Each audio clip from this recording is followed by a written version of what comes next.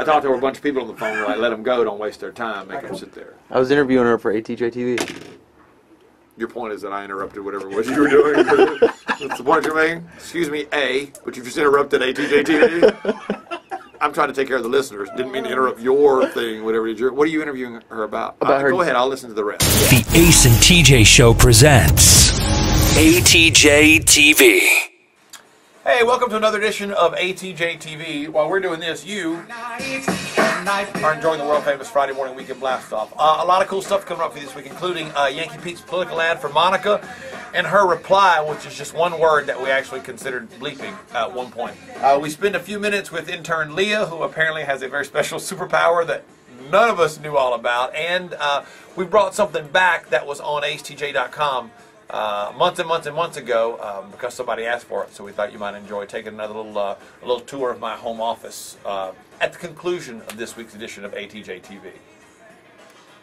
Thanks, Ace. These are the stories we're working on at this hour. Our top story, DJ stories. It's old stories about crazy DJs that we've worked with in the past, and then this is a particular, I wouldn't say he was crazy, he's just a little unwell.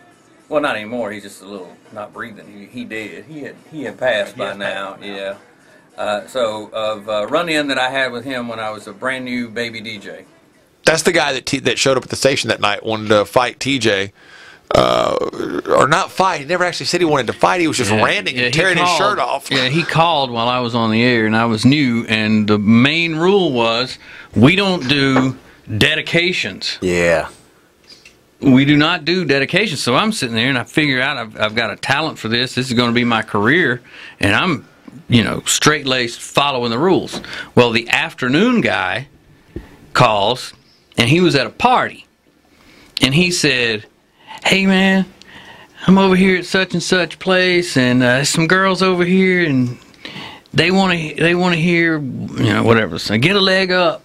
I just say that because that was one of the hits at the time. And say that's going out to Bonnie and Tracy and Sheila. I said, "Man, I can't do that." I said, I've have just set times when I can talk. And how long I can talk. I can't, and we're not supposed to do dedications. I can't do that. And instantly he goes, "You saying you're not going to do it?" I said, "Well, no, man, I'm not, because I don't want to get in trouble." And he hangs up the phone. So I had already heard how crazy he was, and I called the program director and got kind of the same response. That's a crazy EMF, or don't worry about it. All right, I know. Good job. You didn't play you didn't play it for him? And I said, "No, you said not to." I didn't think about this crazy EMF or what he would do if somebody asked him to. You're all right. You'll be all right. So the guy comes into the radio station, and it's late night on a Saturday night. I'm up there by myself.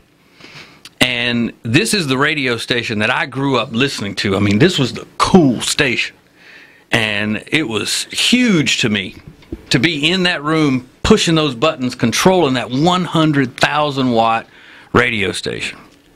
So he comes in, and the studio had a glass wall that looked out into the lobby, and it was on the second floor.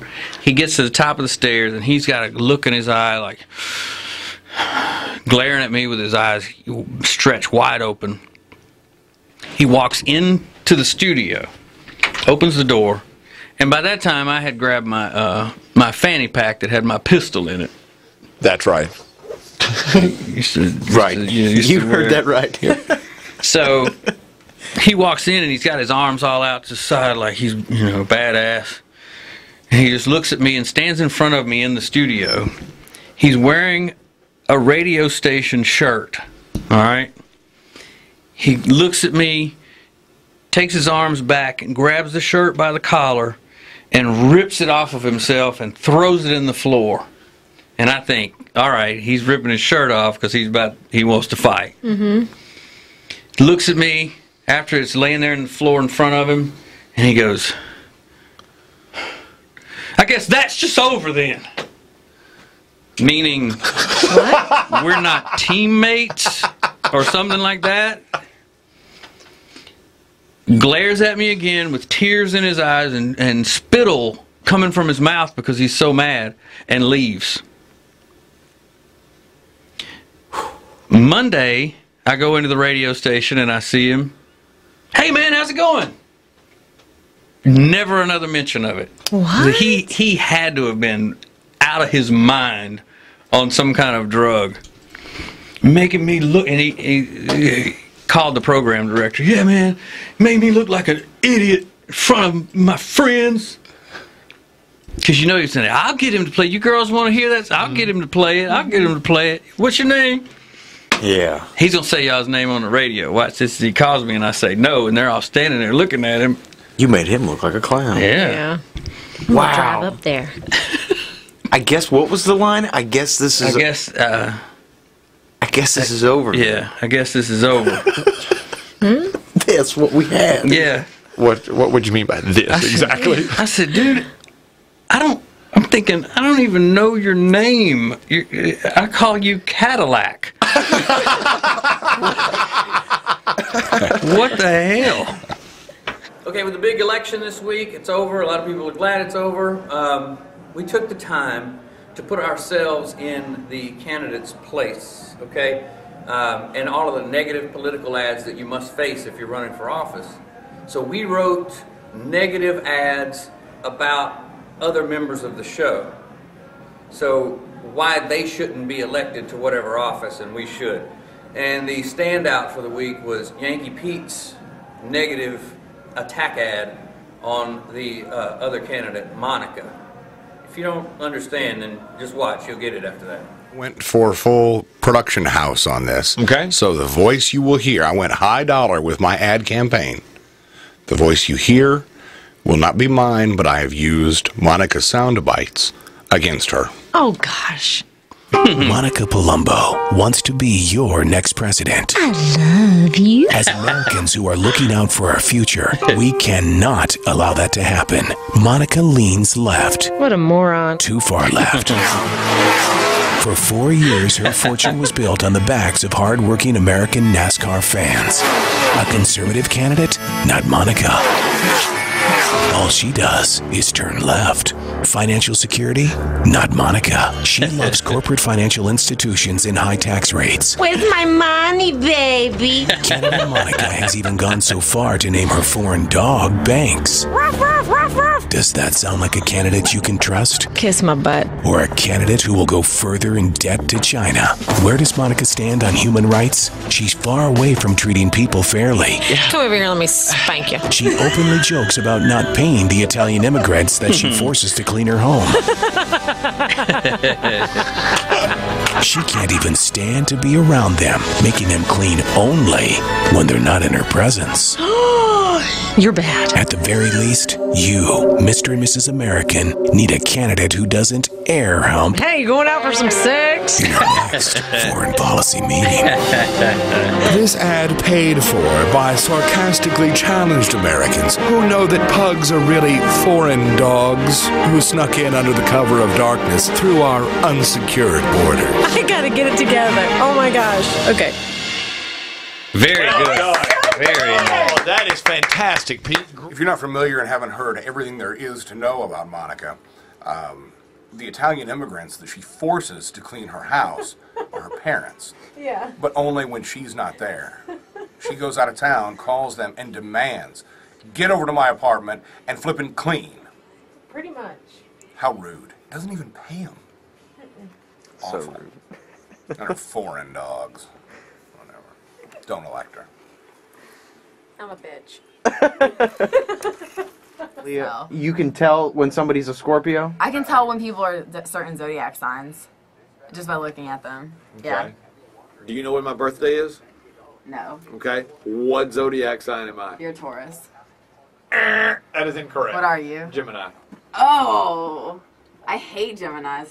I'm surprised I like you. No, for real. I really don't like Geminis. No, for real. I really don't.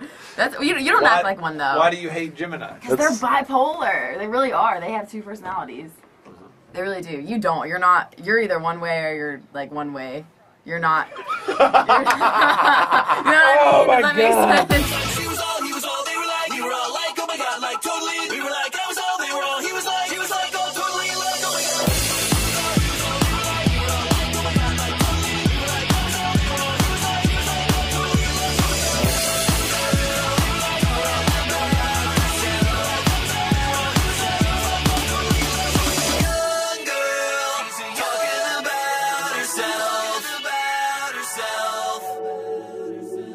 So everybody on the show makes fun of me because I have a lot of things through the year and the history of our career and all that I've had framed, and they think it's silly and ridiculous.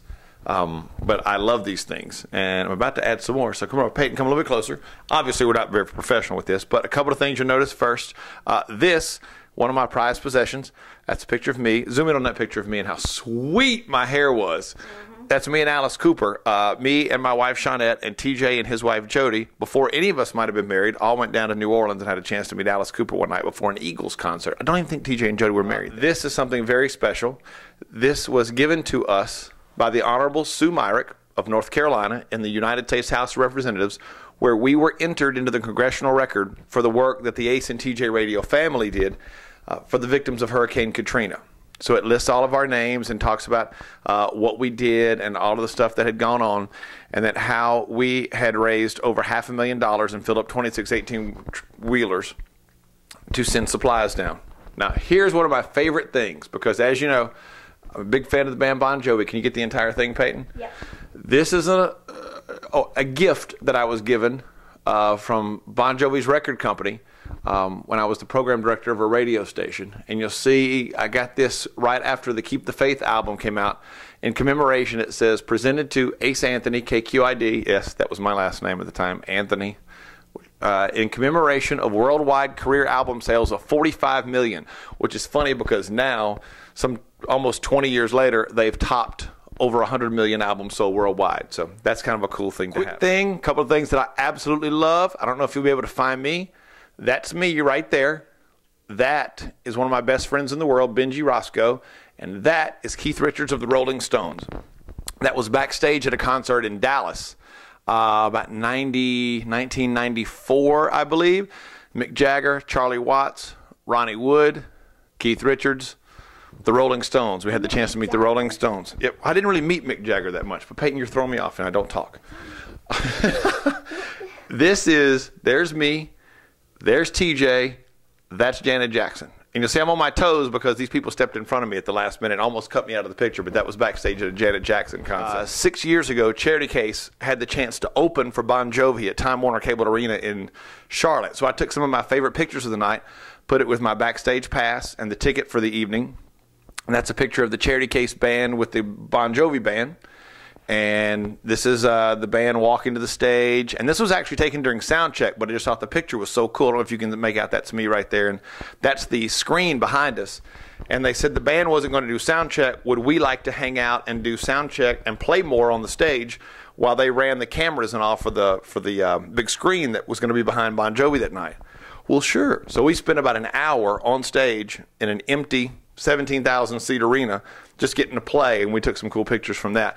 The rest of these are all from the show. That's a quick picture of the show. There we are on stage right at the very last few minutes of our show with the spotlights coming down from up above. Somebody's calling my house right now. There's the band taking a bow and us on stage. So that's a pretty cool thing that I love. That's about it. Oh, one more thing, because I think it's cool. Are you taking a picture of all the junk on the floor? No, I was just zooming. Okay. You were taking a picture of the junk on the floor? I was just going. Were you, yes or no, were you taking a picture of the junk on the floor? Maybe. Okay. The junk on the floor is I'm getting ready to do some tax stuff. So this is my desk here in the office and a bunch of books that I've never read. This is actually a letter addressed to me and TJ by our real names. I don't think I'm supposed to let you see this. I don't know. But it's from our former radio company, informing us that they owned the rights to all of our stuff, and I'm about to have it framed so we can hang it up in our office at home. I'm sorry, in our office at work. So that's about it. You've seen basically everything. Next time, I don't know what I'll give you else a tour of because it's not that exciting. So everybody had asked, so just thought I'd show you. Thanks for checking out the Ace and TJ show at acetj.com.